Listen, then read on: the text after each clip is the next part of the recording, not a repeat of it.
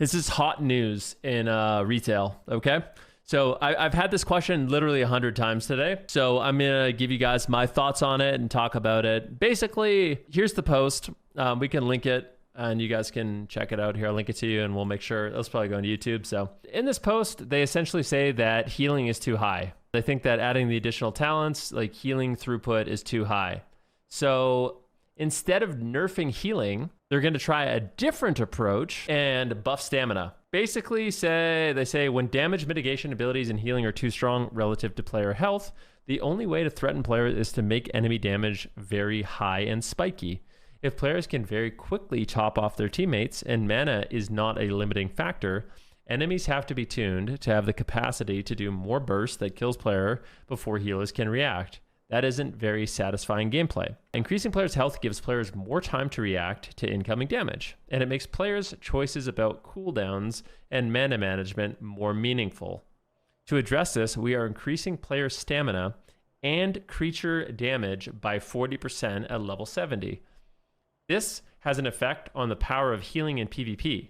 So we will subsequently evaluate and consider adjusting the PvP trinket set bonus values and tuning of dampening in arenas. We're also looking at how this change affects the balance of percentage-based healing versus other healing spells, and we'll make targeted adjustments there if necessary. Now, all of you guys want to know what happens, what's getting better, what are my thoughts. My immediate thoughts on this, and we're going to take out the whiteboard really quick. What ends up happening when you increase stamina, they are right. It makes it so burst is significantly worse, right? Like if you're a class, like let's say you're a fire mage. I think fire mage is a good example. Sub rogue is another example. So classes like, fire mage, sub rogue, windwalker monk, like Mark's hunter, maybe these classes, basically all these classes that have super high burst, their burst is really, really high, they get hurt, right? High burst.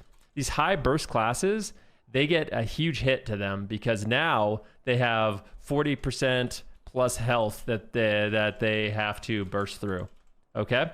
So they have 40% plus health that they have to burst through. That gives basically a lot more time for healers to heal through that damage. If you have to win in like a really, really short crowd control chain, it also gives people more time to react and use their defensives and stuff. And I'm not saying that's necessarily a bad thing, but I am saying it's a big nerf to these classes. What it's not a nerf to, and what it's actually a huge buff to, is classes that have high consistent damage.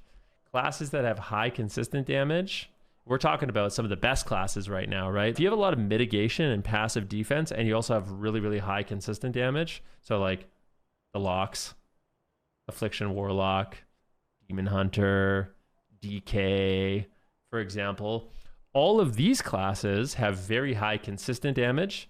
They have really good mitigation, and they're really difficult to take down.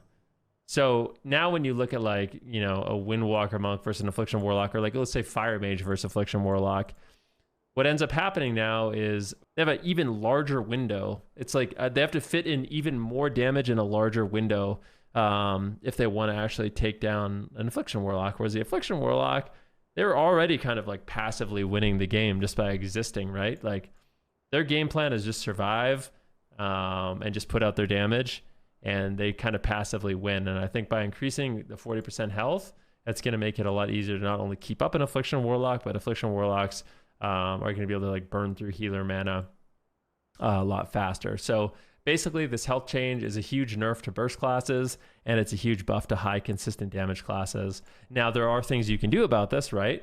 I mean, the best thing would be buff consistent damage for everyone, like make everyone do more consistent damage, right? And this is a tale as old as time, right? Buff consistent damage, nerf cooldowns. I've been saying this for 6, 7, 8 years. I would love to see it, but it's probably not going to happen. So the other approach, if you're not going to buff consistent damage, because I think that's off the table, so we can just scratch that off the menu. I think what's going to end up happening is they're going to have to either go in and individually balance all these classes, like, because these classes, they heal a lot too, right? It's not just healers that benefit from the 40% health. It's these classes that have a lot of passive mitigation and a lot of like self-healing in general. So you have to go through and nerf that for these classes in particular, or you just have to like nerf healing overall. So I don't, maybe healing just needs a super nerf in PvP. You could nerf healing. You could add more MS effects. They say here in this post that they're going to consider adjusting the PvP trinket set bonus, which gives you fat stam. So PvP set bonus, less stam. Maybe it gives you more consistent damage, less stamina. The other thing they said they're considering is just dampening. So just maybe just make dampening start instantly. But I think the thing about dampening, in my opinion, is it's not my favorite. It's kind of like a band-aid, right? It's a band-aid on a bullet hole. And the bullet hole is there's not a lot of consistent damage in the game and everyone heals for too much. That's the problem. But dampening kind of artificially fixes that problem. And you see it in solo shuffle. Like, I think one thing a lot of people don't realize right now is when you're queuing solo shuffle, dampening ramps up so fast. Even some of the more tanky classes can actually die eventually, like in Affliction Lock.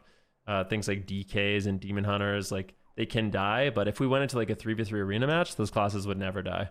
With no dampening, they'll never ever die. So maybe dampening just starts higher. Maybe it kicks up faster. Something like that. But the fact of the matter is, I think at this point, healing is going to be way too high in arena. So there's a few ways you can adjust that. Like I said, you can increase damage. You can just nerf healing overall. But this health change is a huge nerf to all the burst classes, and it's a huge buff to all the just smork do damage classes. And I think as a general rule as well, I think there's a lot of hybrids that are just immune to death at the moment. I think some of these classes have to get tuned individually, like Affliction Warlock and Fury. And I know right now in the comments, people are going to be like, oh my god, you play mage. How dare you comment on class balance? Mages are so OP. I can't believe it. I think some of these classes individually, they need to have some of their healing tuned down. I think a lot of these like DPS classes, they're healing way too freaking much. And honestly, if you want my opinion, I think Mage Alter Time needs to be nerfed too. Alter Time, I think, is way too good against. So I'm sitting here. I'm a Mage. I'm being honest, guys. I think Alter Time should probably go down to 5 seconds. I really do. I think 10 seconds is a bit too long. So I think Mages could take a hit too. But I think all these classes are absolutely ridiculous. So yeah, healing needs to go down. Healing is way too strong. So they basically admitted here, healing is way too strong. And in PvP, it's way, way too strong. By buffing health, they made healing way, way, way, way, way too strong. So hopefully we get another update soon with what their game plan is going to be, because I think this is the overall, even though it's good for like stopping one shots, I think overall it's going to really just like make the pacing of arena kind of slow as molasses unless there's heavy dampening. And yeah, make Alter Time affect proc so you can use it offensively. That would be great. Here's a question. So it says, they don't understand what I mean that it buffs healing. Okay, well, I mean, I could probably give you like 100 different examples of how this buffs healing, but let's say you're a healer and you're in an 8-second poly, and they, before the change, your teammate had 100,000 health, and you went to the 8-second poly and they died. They died with 1 second left on poly. Now with the change, they have 140,000 health. So that 8-second poly where they would have died, now you have more time to come out and use all your cooldowns. So that's just one example. That's just one example of where someone would survive having more HP. Someone said, yeah, but the heal will do 20k, not 100k. No, healing is tuned super high right now. So the more time you have to actually react and get that healing off, the easier it is to top someone off. Like, yeah. Healing is very, very high in general. You know what I mean? Like if you're, let me get pain out. We'll do another one because this is another. All right, here we go. If you're a class that your damage profile looks like this, like you're a fire mage, for example, your damage profile is this. You do really bad damage and then you pop combustion and you do the most damage ever. And let's say this is where you killed.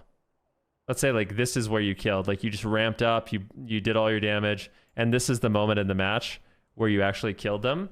If they have 40% more health, perhaps like the true with 40% health, remember maybe the next moment would be like here, you know what I mean, where your damage really falls off. But that gives healers this window, right? This window right here to actually use a defensive cooldown, portal behind the pillar, you know. And then at that point, once you survive, you have no damage until this moment again, which is 2 minutes down the line. So anyways, that's my TED Talk. What do you guys think about it? You guys think I'm right? You guys think I'm crazy? Am I not crazy? I don't know. Let's see. We'll wait for an update and we'll talk about it again.